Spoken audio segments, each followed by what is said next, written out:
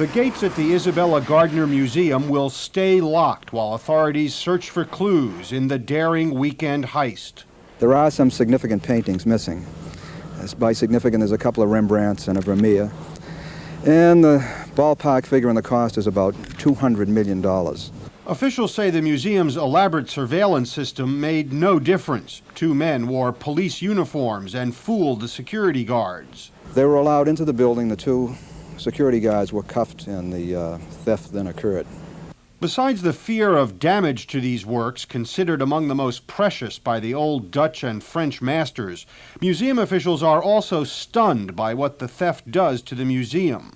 We are unusual in that we are a permanent collection, so we do not buy or sell works of art, so we really are not concerned with their monetary value in that they are priceless in our eyes. The FBI says there might have been other accomplices in this theft and have widened the search internationally. Richard Schlesinger, CBS News, New York. Let's start with Isabella Stewart Gardner. Back in 1903, she set up the Isabella Stewart Gardner Museum in Boston. This place isn't just any museum. It's designed to look like a Venetian palace and is a tribute to her love for art and her unique taste. Gardner's museum was a treasure chest filled with amazing art from different eras and styles. From Renaissance classics to Impressionist masterpieces, it's a showcase of her eye for beautiful and rare pieces. But little did anyone know, this stunning place was about to become the stage for one of the biggest art heists ever. So let's jump ahead to the early hours of March 18, 1990. The Isabella Stewart Gardner Museum was its usual tranquil self, with the stillness of the night wrapping around the historic building.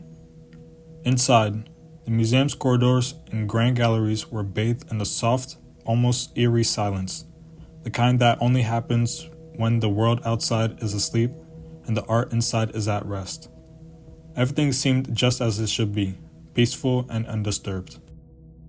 But at exactly 1:24 a.m., that serene scene was about to be shattered. Two men, dressed in what appeared to be police uniforms, arrived at the museum's side entrance. They claimed they were responding to a disturbance call, something that might have seemed perfectly routine to anyone who heard it. To the unsuspecting security guards on duty, these men were the very picture of authority and reassurance. They spoke with the kind of confidence that suggested that they were indeed on official business. The guards, likely following standard protocol and trusting in the legitimacy of the uniforms and the story, let the men in without question. Little did they know, this seemingly ordinary encounter was about to set the stage for one of the most audacious art heists in history. What the guards didn't realize was that this disturbance story was nothing more than just a clever ruse, meticulously planned to exploit the museum's security. This moment of trust and routine would soon unravel into chaos, as the men's true intentions were far from honorable. The heist began with amazing efficiency. The thieves made their way to the Dutch Room, a space known for its opulent design and priceless artworks. Their target was immediately clear: Vermeer's The Concert, one of the most coveted pieces in the museum's collection. This piece is an extraordinary gem among art connoisseurs, being one of the only 34 known Vermeer paintings in existence. Valued at an astonishing $200 million, it was a prize that any thief could dream of. In the dim light of the museum, the thieves approached the painting with precision. They expertly removed the artwork from its frame, taking care to avoid any damage. This wasn't a rush job, it was a calculated, deliberate operation. The painting, an exquisite example of Vermeer's unique ability to capture light and texture, was carefully placed aside as the thieves continued their meticulous work. Their plan was clear: move quickly but with purpose. They didn't linger in one spot, but instead moved swiftly from room to room, each step planned with military precision. The Dutch Room was just the beginning. With the Vermeer in hand, they proceeded to target other key pieces, demonstrating a deep familiarity with the museum's layout and security measures. Next up was Rembrandt's The Storm on the Sea of Galilee, his only seascape and a key piece of the museum's collection. They cut it out of its frame and rolled it up. These guys were serious about not damaging anything. Along with that, they grabbed Manette Chaz's Tortoni Degas sketches and 5 other works. In total, they made off with 13 priceless pieces. This wasn't just about grabbing art, it was about doing it right. They knew exactly where everything was and handled it all with care. The whole job took around 81 minutes, pretty impressive given how quickly they worked. Even with all of the museum's high-tech security, the thieves managed to slip by without being caught clearly on camera. The security footage was pretty blurry, and despite recording in high resolution, it didn't give a clear look at who these guys were. When the Isabella Stewart Gardner Museum opened its doors that fateful morning, it was immediately clear that something was terribly wrong. What had once been a vibrant, lively art space, filled with masterpieces and cultural treasures, was now eerily silent and disturbingly empty. The scene that greeted museum staff, law enforcement, and the media was nothing short of a shock. The once magnificent galleries, which had displayed some of the world's most valuable art, were now stripped bare. Empty frames hung forlornly on the walls, a haunting reminder of the masterpieces that had been so callously stolen. The news of the heist spread quickly, and the media descended on the museum in large amounts. Reporters, cameras, and microphones swarmed outside, capturing the chaos as police and FBI agents worked tirelessly to understand the full scope of the theft. The air was thick with anticipation and frustration as investigators began their painstaking work. They examined every inch of the museum, hoping to find clues that might lead them to the stolen art. The FBI quickly took charge. Even with all of the resources and manpower dedicated to the investigation, tracking down the stolen art proved to be an enormous challenge. The thieves have covered their tracks with remarkable skill, leaving behind very few leads. The FBI's efforts to recover the masterpieces were like searching for a needle in a haystack. The stolen artwork seemed to have vanished without a trace, leaving investigators with a daunting task. As the investigation unfolded, numerous theories and supposed sightings emerged. Some speculated that the stolen pieces may have been sold through underground art markets or smuggled into private collections. Others believed that the art may have been hidden away in secret locations, possibly even abroad. Despite these theories and the many tips and leads that came in over the years, none have resulted in the recovery of the missing artworks. The case remains a mystery, with the stolen pieces out of reach, and the search continues to this day. The unresolved nature of the heist has only added to its intrigue and the public's fascination with this high-profile art crime. Now that we have walked through the heist itself, let's shift gears and dive into the theories and suspects that have emerged over the years.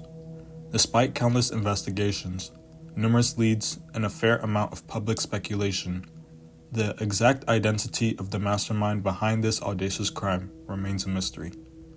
The case has fascinated not only art lovers, but also true crime enthusiasts and investigators alike, all eager to unravel the enigma of who pulled off this bold theft.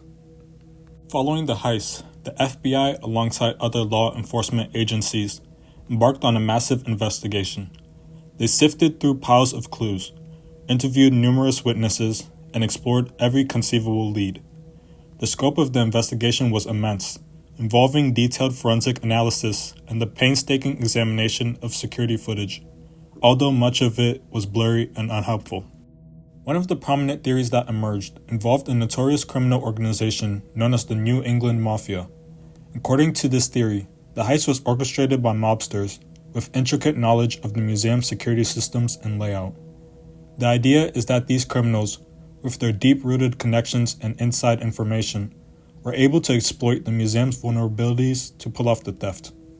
The New England Mafia, a group with a reputation for audacious and well-planned crimes, seemed like a fitting suspect given their history. The theory suggests that the thieves had not only detailed knowledge of the museum's operations, but also the means to execute their plan without getting caught. This theory has intrigued investigators and the public alike, as it fits the profile of a meticulously planned and professionally executed heist. Despite this and other theories, the challenge has been connecting the dots and proving the involvement of any specific group or individual. The case remains one of the most complex and high-profile art crimes ever, with the stolen masterpieces still missing and the true culprits eluding capture. The investigation continues, driven by hope that someday, new evidence or breakthroughs will finally lead to answers. Another theory is that this could be work of an art theft ring, organized groups that specialize in stealing and selling high-value art. The idea here is that this wasn't just one mastermind, but a team of pro thieves working together. They might have sold the stolen art on the black market, or is still hidden today. There's also chatter that the stolen art could have ended up with wealthy private collectors or hidden in secret collections around the world. The international art market is pretty murky, making it tough to track down stolen pieces. Some even think the art might have been smuggled out of the country. It is now stashed in an unknown location. Another interesting angle is the possibility of insiders being involved. This theory suggests that someone with inside knowledge of the museum's operations or security might have played a role in the heist. This could mean former or current staff who knew exactly how to exploit the system. Experts on art crimes say the thieves must have known the museum's security systems really well and executed the heist with impressive precision. Despite all these theories and suspects, no one's been able to crack the case just yet. The museum has also jumped into the digital age, making use of social media and online platforms around the world. By engaging with the public online, they're casting a wider net to gather tips and clues from anywhere in the world.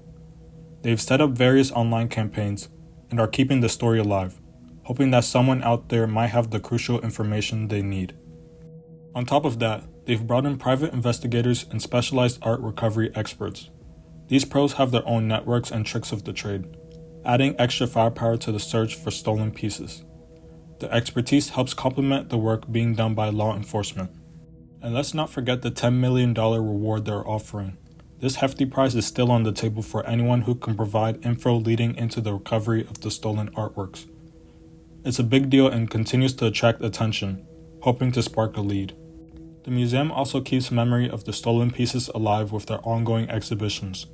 The empty frames on the wall are a powerful reminder of what's missing and a sign that they're not giving up. They're committed to keeping the search alive and hope that one day, the stolen masterpieces will be found and returned. Despite the challenges and the time that has passed, the museum's determination to recover the art remains as strong as ever. They're pressing on with hope and belief that new tech and public involvement will eventually lead them to finding the missing pieces. The search for these lost masterpieces goes on, and the Isabella Stewart Gardner Museum remains a symbol of hope in the art world. Even though the case is cold, the drive to find the missing art is still strong. With ongoing efforts, new tech, and public interest, there's always a chance that these priceless works will come back home one day.